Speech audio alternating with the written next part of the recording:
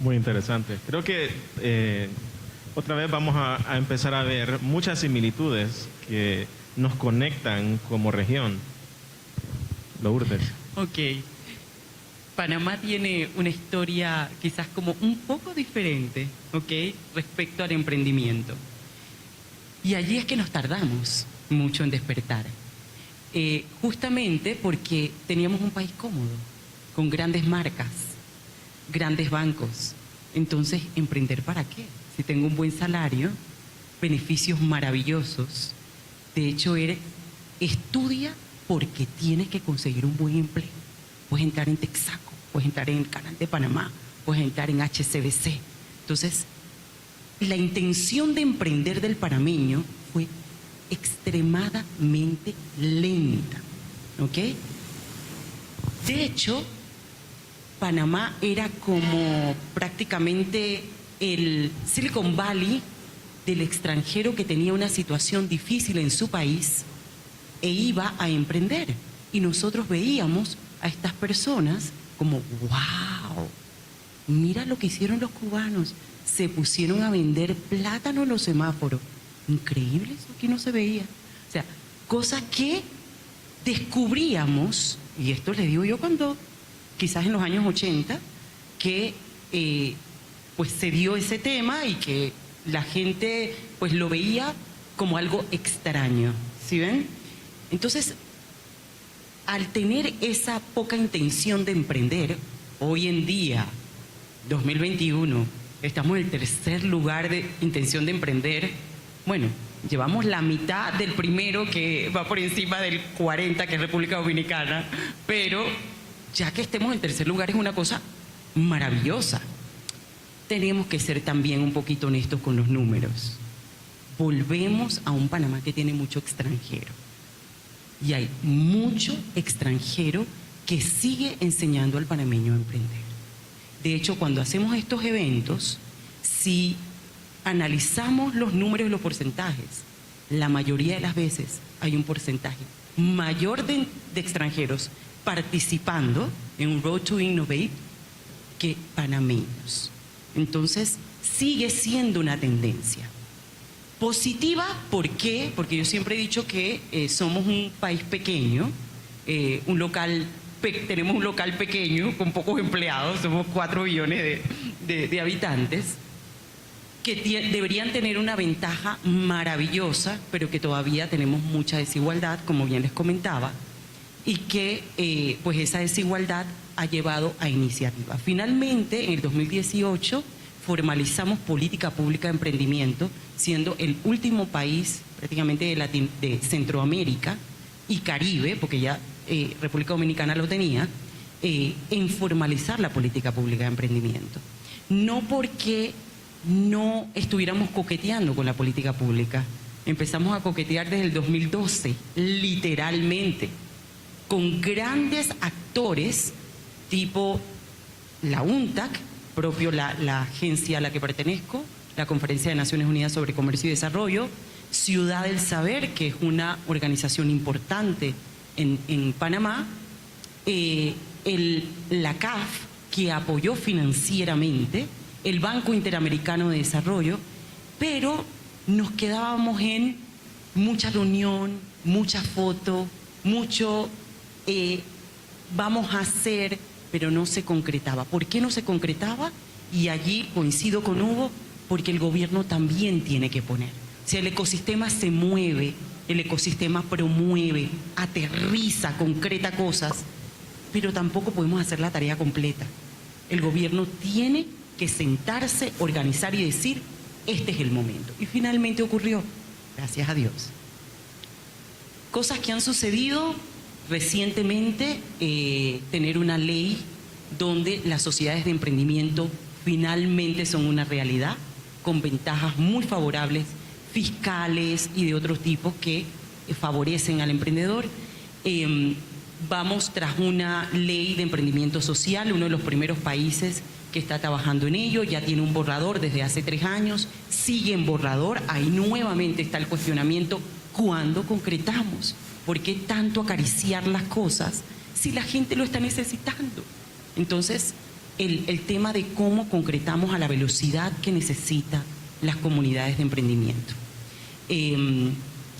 Otras cosas que pudieran ser favorables, tenemos una ley que trabaja la parte de competitividad, tiene un marco que protege al consumidor, tiene un marco que protege sobre el monopolio. Falta más, por supuesto que falta más. No hay una ley de innovación propia para emprendimiento, pero estamos trabajando mucho en ley de innovación gubernamental. Ya de por sí eso es una ventaja, porque articula el favorecer que el emprendimiento y la formalización se haga más rápido. Se puede llegar a tener una empresa de 3 a 5 días, pero entonces allí tenemos una desventaja. El sector bancario no entiende.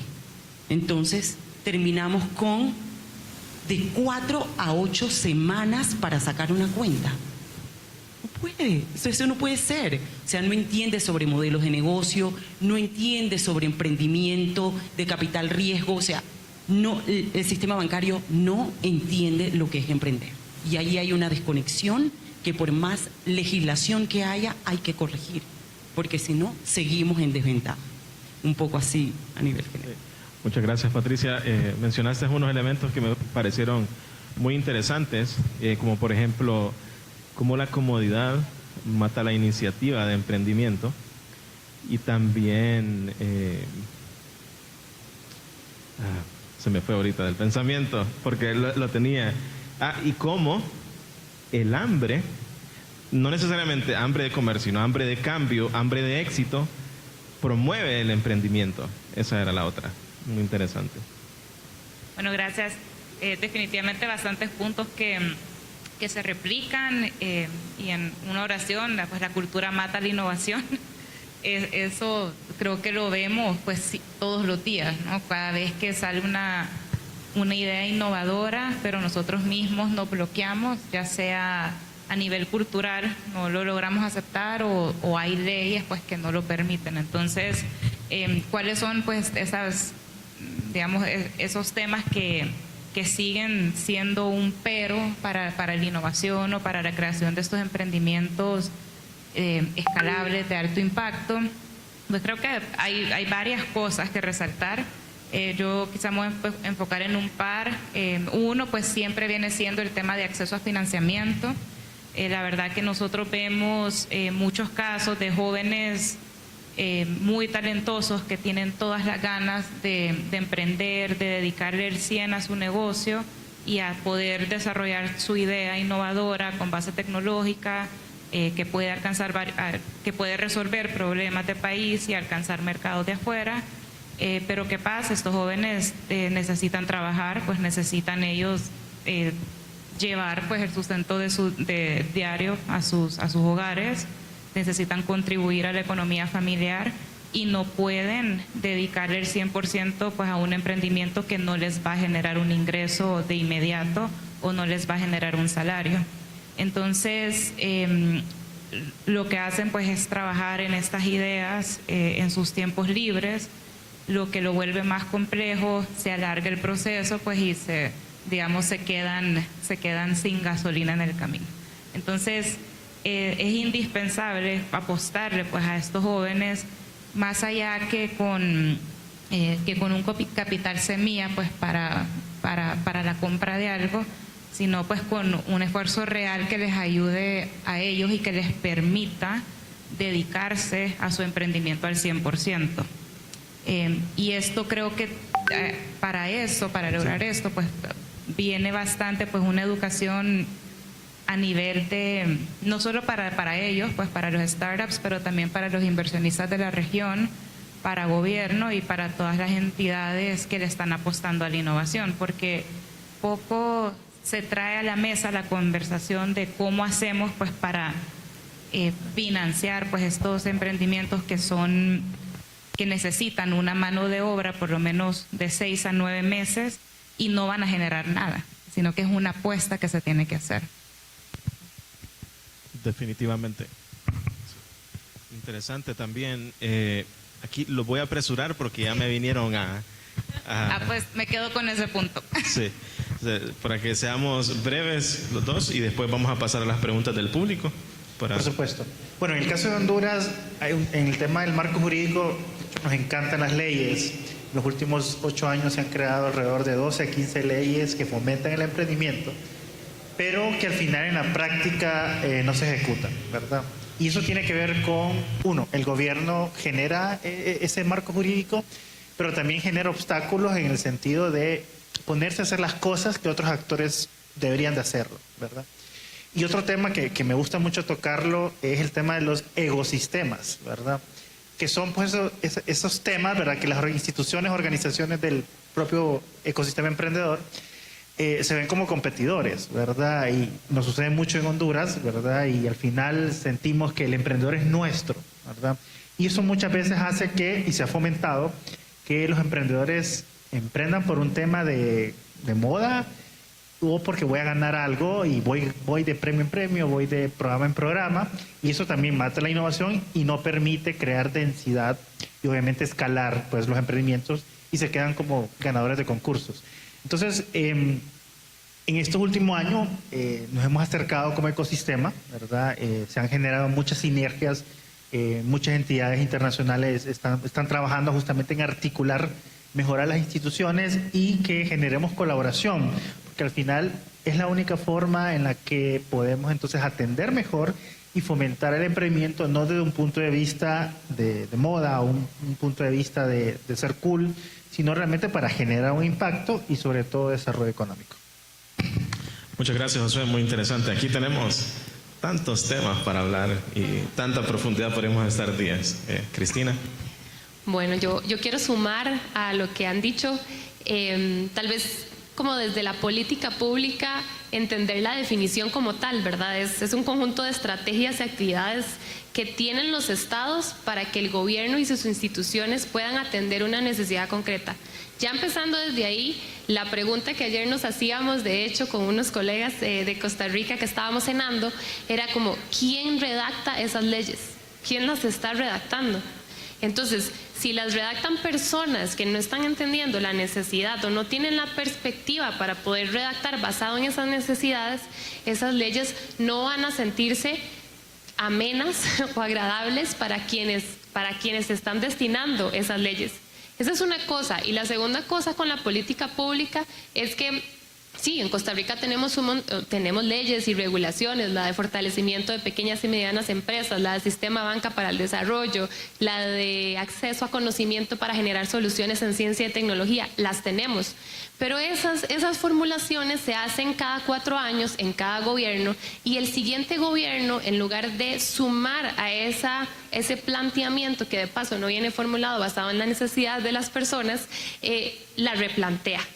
Entonces se va replanteando y replanteando, no se da continuidad a iniciativas y eso quien lo siente más es el sector emprendedor, porque estamos ahí, ¿verdad?, observando sin tener tanto alcance. Entonces, un ejemplo con el que quiero cerrar es que Costa Rica se ha destacado normalmente por su calidad de la educación. Y en la educación, la base educativa, por toda la historia, ¿verdad?, que hace muchos años el presidente decidió invertir todo el dinero del ejército a nuestro ejército, que es el sector educativo. Se empezó a mejorar mucho la educación y ahora tenemos una comunidad de científicas y científicos muy, muy capaces, pero que se van del país, se hace fuga de talento, como lo hemos hablado, y también no se les enseña desde la universidad que un camino puede ser el camino de emprendimiento. Y de paso, cuando quieren iniciar, las herramientas no están tanto al acceso. Entonces, estas políticas que les estoy mencionando promueven que el conocimiento se use para emprender, pero al final y al cabo las escriben basado en una necesidad que tiene el gobierno y no cómo la persona va a poder atender esa necesidad. Entonces yo quería como poner ese ejemplo para que quedara un poco más claro y sumar a todo lo que ustedes han dicho también. Muchas gracias, Cristina.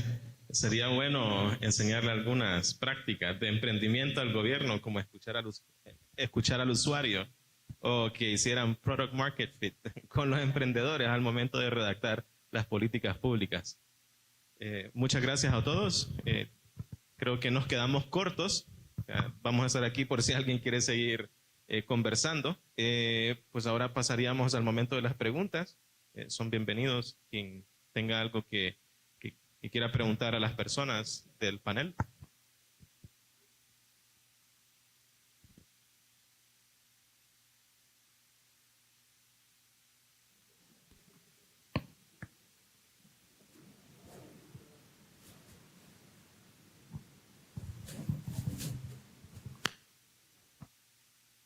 Muy buenas tardes, felicitarlos a cada uno de los paneles que están ahí presentes, muy importantes las estadísticas que ustedes nos brindan en el sentido de emprendimientos, pero creo yo que es importante saber ciertos datos que ustedes están a la mejor disposición y están más cerquita de números, ¿verdad? Mi duda es, ¿qué datos estadísticos en el enfoque de género existe en cada país? ¿Dónde está marcado o en qué tendencia o quién está liderando esos emprendimientos innovadores? Yo puedo empezar, ese es mi tema.